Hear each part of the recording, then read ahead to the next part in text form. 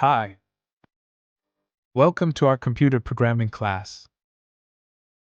In today's lesson, we are going to talk about computer and programming. Think about some of the different ways that people use computers.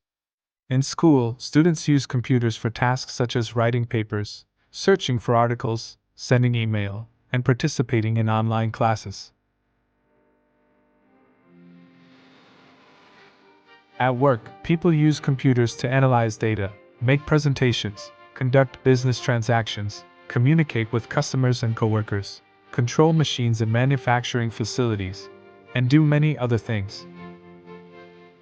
At home, people use computers for tasks such as paying bills, shopping online, communicating with friends and family, and playing computer games. Computers are everywhere. Whether at home, work, or school, they facilitate tasks like research, communication, data analysis, and online commerce. Computers can do such a wide variety of things because they can be programmed. This means that computers are not designed to do just one job, but to do any job that their programs tell them to do. Let's talk about computer program. By the way, what is computer program? When we say programming, this is the art of writing these instructions. It requires logical thinking to solve complex problems and build efficient solutions. For example, Microsoft Word and Adobe Photoshop. Microsoft Word is a word processing program that allows you to create, edit, and print documents with your computer.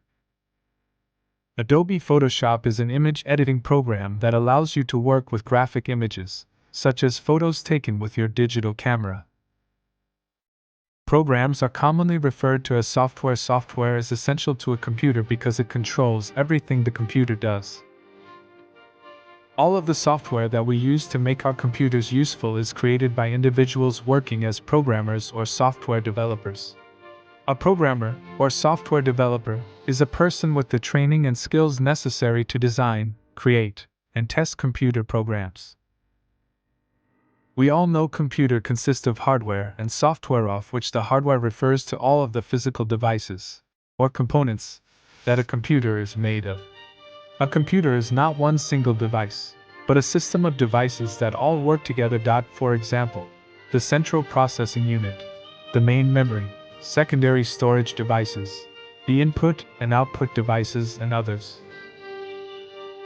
Now let's talk about the central processing unit, the CPU.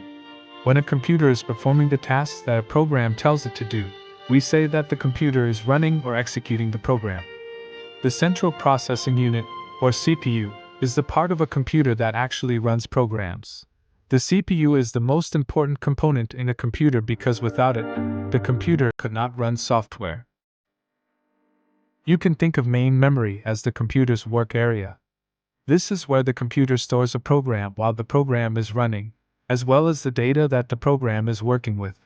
Main memory is commonly known as random access memory, or RAM. It is called this because the CPU is able to quickly access data stored at any random location in RAM. RAM is usually a volatile type of memory that is used only for temporary storage while a program is running. Secondary storage is a type of memory that can hold data for long periods of time, even when there is no power to the computer. Programs are normally stored in secondary memory and loaded into main memory as needed. Important data, such as word processing documents, payroll data, and inventory records, is saved to secondary storage as well. The most common type of secondary storage device is the disk drive. A disk drive stores data by magnetically encoding it onto a circular disk.